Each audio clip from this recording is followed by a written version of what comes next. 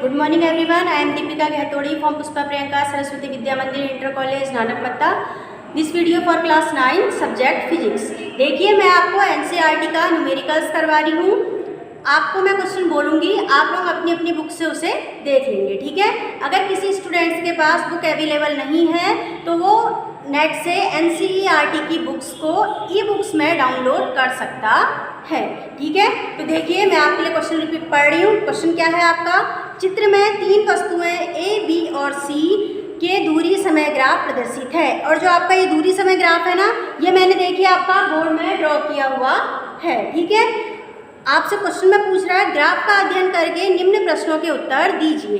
तो इस ग्राफ को देखते हुए आपको 4 क्वेश्चनों के उत्तर देने हैं.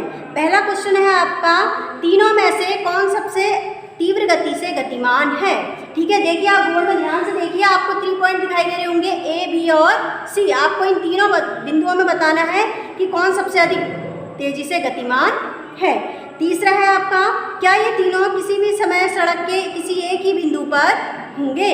तीसरा क्वेश्चन है आपका, जिस समय वस्तु B A से गुजरती है उस समय तक वस्तु C कितनी दूरी तय कर लेती है.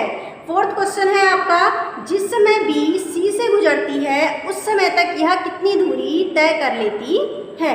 तो इन चारों ही पार्ट्स को हम एक एक करके सॉल्व करेंगे. तो देखिए सबसे पहले हम करते हैं क्वेश्चन नंबर A, ठीक है. आपसे क्वेश्चन A में पूछा गया है कि जो 3 वस्तुएं दी गई हैं आपको A, B और C, उनमें से कौन सबसे तीव्र गति से गतिमान है. तो उसके लिए आप ध्यान से इस ग्राफ को देखिए. ये ग्राफ आपको किस किस के बीच में दिया गया है? दूरी और समय के बीच में दिया गया है, जिसमें समय आपका एक्स एक्सिस में दर्शाया गया है और जो आपकी दूरी है वो वाई एक्सिस में दर्शाई गई है, ठीक है. तो हमें ये बताने के लिए कि इन तीनों ही वस्तुओं में A, B और C में कौन ज़्यादा तीव्र गति से गतिमान है, इसके लिए आप क्या करेंगे, इन तीनों ही वस्तुओं का ढाल निकालेंगे. क्या निकालेंगे बच्चों? ढाल. ढाल को आप और क्या बोलते हो? ढाल को हम और बोलते हैं प्रवणता. क्या बोलते हैं? प्रवणता, ठीक है. तो आप निकालेंगे इनकी प्रवणता.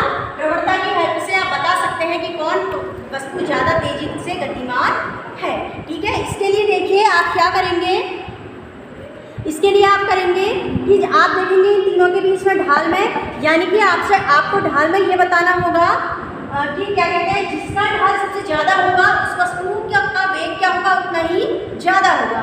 मतलब जो दूरी समय का ग्राफ है वो आपका वेग प्रदर्शित करता है. आपको क्या बतानी है? ढाल बतानी है. अगर जिस वस्तु का ढाल सबसे ज़्यादा होगा उसका वेग सबसे ज़्यादा होगा. और जो आपका दूरी समय का ग्राफ होता है वैल्यू में, दूरी समय का जो आपका ग्राफ होता है वो किसको प्रदर्शित करता है बच्चों? वेग को प्रदर्शित करता है. यानी कि जिसका जितना अधिक वेग होगा आप बता सकते हो कि उसकी चाल उतनी ज़्यादा है, ठीक है. तो हम क्या करेंगे, किसको निकालेंगे? इस ढाल को निकालेंगे. कौन सी एक्सिस के लिए निकालेंगे? देखिए इस ढाल को हम निकालेंगे एक्स एक्सिस के लिए. कौन सी एक्सिस के लिए? एक्स एक्सिस के लिए. और एक्स एक्सिस आपकी क्या शो कर रही है? समय प्रदर्शित कर रही है ना.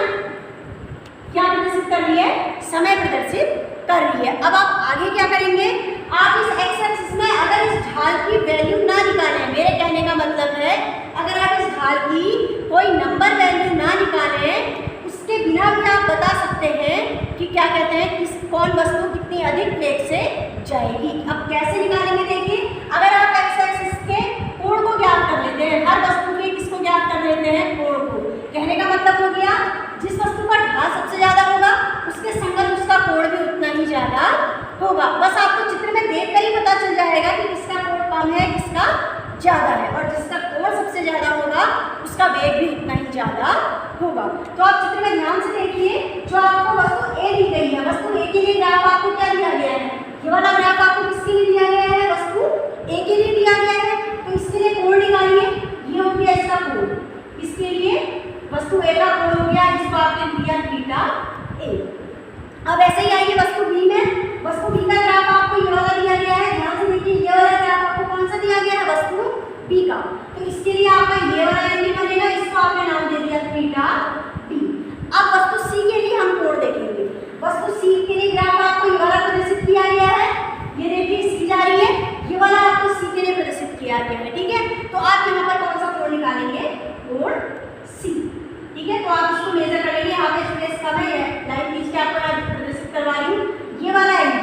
ये वाला एंगल आपका कौन सा होगा, थीटा सी।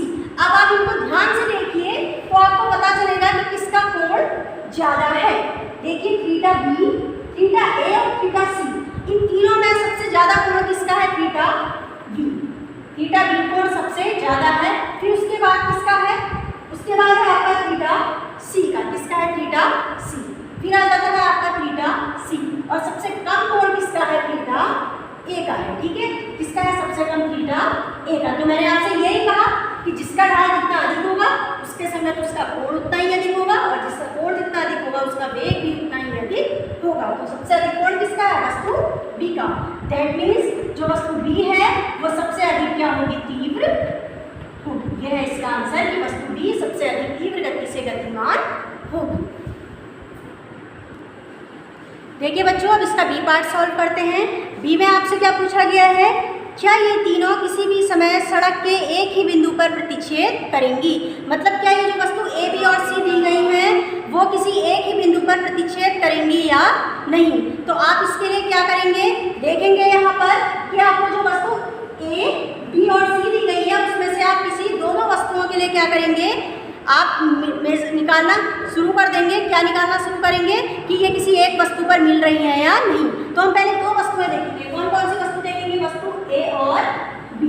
ठीक है, हम वस्तु ए और बी देखेंगे क्या ये किसी एक बिंदु पर मिल रही है या नहीं। तो सबसे पहले आप ये देखिए कि वस्तु ए और बी कहाँ पर प्रतिच्छेद कर रही है। ये देखिए, ये वाला ग्राफ है आपका वस्तु ए का और ये वाला ग्राफ है आपका वस्तु बी का। तो वस्तु ए और वस्तु बी, जो ये वस्तु बी है, इन दोनों का ग्राफ कहाँ पे दिखा रहा है आपको, यहाँ पे दिखा रहा है। यहाँ पर प्रतिच्छेद कर रही है ये दोनों। प्रतिच्छेद करने का मतलब हो गया मीट करना, कहाँ पर मिल रही है। ठीक है, यहाँ पर मिल रही है ये वस्तु। इस प्रतिच्छेद बिंदु के बाद, मतलब प्रतिच्छेद करने के बाद क्या ये आपस में एक दूसरे को कहीं पर मिल रही है, तो नहीं मिल रही है। क्यों, क्योंकि ये लगातार करके ये है वस्तु बी और ये है वस्तु ए। एक बार मीट करने के बाद ये एक दूसरे से दूर हटती जा रही है। क्या हटती जा रही है, दूर हटती जा रही है। तो इसका मतलब है कि ये पुनः एक साथ दोबारा कभी नहीं मिलेंगी। हमने कहा एक साथ दोबारा कभी नहीं मिलेंगी, कब, प्रतिच्छेद करने के बाद।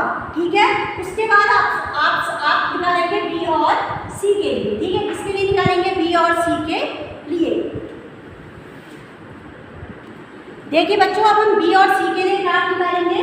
बी और सी एक बार किस बिंदु पर प्रतिच्छेद कर रही है, सबसे पहले आप वो देखेंगे।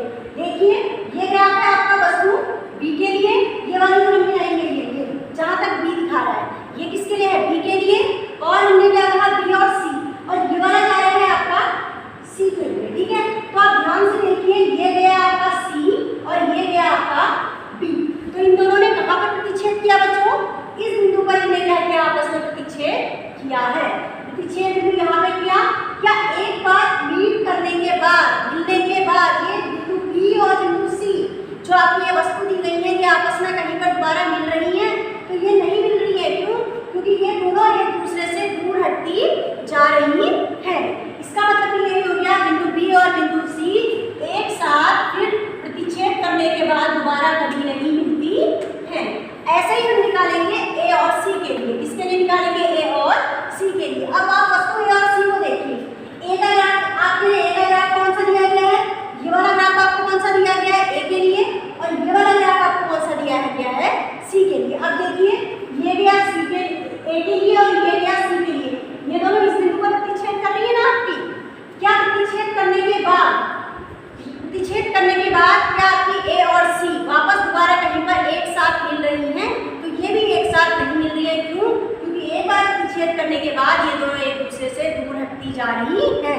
और अगर एक बार ये दोनों एक दूसरे से दूर दूर जाएंगी तो वापस ये दोबारा कभी नहीं मिलेंगी। ठीक है, तो ए और सी वस्तु भी एक साथ दोबारा कभी नहीं मिलती है। ठीक है, इसका मतलब क्या हो गया कि हमने किसके बीच में देखा, ए और बी वस्तु के लिए देखा, बी और सी के लिए ग्राफ देखा, और ए और सी के लिए ग्राफ देखा। हमने देखने पर हमें पता चला कि ये तीनों ही एक साथ किसी भी बिंदु पर नहीं मिल रहे हैं। इसका मतलब है कि ये सभी वस्तुएं सड़क के किसी एक ही बिंदु पर एक साथ दोबारा कभी नहीं मिलेंगी। ठीक है, अब देखिए बच्चों, इसका सी पार्ट सॉल्व करेंगे। ठीक है, कौन सा पार्ट सॉल्व करेंगे हम, सी में हमसे पूछा क्या गया है कि जिस समय बी गुजरती है उस समय तक सी कितनी दूरी तय कर लेती है। तो ध्यान से देखिए क्या कह रहा है, जब ये वस्तु बी जो है वो ए से गुजरती है, तो आप बी और ए के बीच में ग्राफ को देखेंगे, ठीक है। ये दिखा रहा है आपका बी का ग्राफ, ठीक है। ये वाली लाइन आपकी बी को दिखा रही है, ठीक। और ये वाली लाइन आपको किसको दिखा रही है, ए को, यानी ये दोनों लाइन कह रही है। ये दोनों लाइन आपकी बी और ए को दिखा रही है, और ये मिल कहाँ पर रही है, यहाँ पर मिल रही है। तो आपसे पूछा है जब वस्तु बी और ए आपस में एक दूसरे से होकर गुजरती है उस समय तक सी कितनी दूरी तय कर लेगी। तो आप क्या करेंगे, जहाँ पर बी और ए मिल रहे हैं वहां से आप उसके विच्छेद बिंदु से आप एक लंब डालेंगे एक्स एक्सिस पर, यानी कि जहाँ पर आपको समय दिखाया गया है उस पर आप एक लंब डालेंगे। क्या डालेंगे हमने, क्या डाला, ये लंब डाला हमने समय के एक्सिस पर। अब आप ये देखिए जब हम ये लंब डाल रहे हैं तो ये सी को कहाँ पर प्रतिच्छेद कर रहा है, सी पर कहाँ पर मिल रही है, यहाँ पे मिल रही है। इस जहाँ पर ये सी को मिल रही है वहां से हम एक सीधी रेखा दूरी वाले ग्राफ में ड्रॉ करेंगे। यहाँ से हमने एक सीधी रेखा नाम को ड्रॉ करी दूरी, जहाँ पर हमें दूरी दिखा रहा है। तो आप ध्यान से देखिए लगभग किसके पास आके मिल रही है, 8 के पास आके मिल रही है ना, यानी 8 किलोमीटर जो हमें दूरी दिखा रहा है उसके पास आके मिल रही है। कौन सा ग्राफ, सी का ग्राफ। दोबारा समझिए, जब हमें बी ए से गुजर रही है कह रहा है, तो हमने बी और ए का प्रतिच्छेद बिंदु ज्ञात किया, उससे हमने एक लंब डाला एक्स एक्सिस पर, और एक्स एक्सिस पर लंब डालने के बाद हमने देखा कि ये लंब बिंदु सी को कहाँ पर प्रतिच्छेद कर रहा है, यानी वस्तु सी के ग्राफ को कहाँ पर दिखा रहा है। कहाँ पर दिखा रहा है, यहाँ पर दिखा रहा है। जिस बिंदु पर दिखा रहा है वहां से हमने एक लाइन ड्रॉ करी दूरी के ग्राफ के साथ। दूरी के ग्राफ के साथ ड्रॉ करके हमने देखा कि जो ये है ये लगभग 8 किलोमीटर की पर बिंदु को क्या कर रहा है, प्रदर्शित कर रहा है। इसका मतलब हो गया जो आपकी वस्तु सी है वो लगभग 8 किलोमीटर की दूरी तय करेगी। कितनी दूरी तय करेगी, 8 किलोमीटर की दूरी तय करेगी, ठीक है। ये हो गया हमारा सी। अब हम निकालेंगे डी, ठीक है।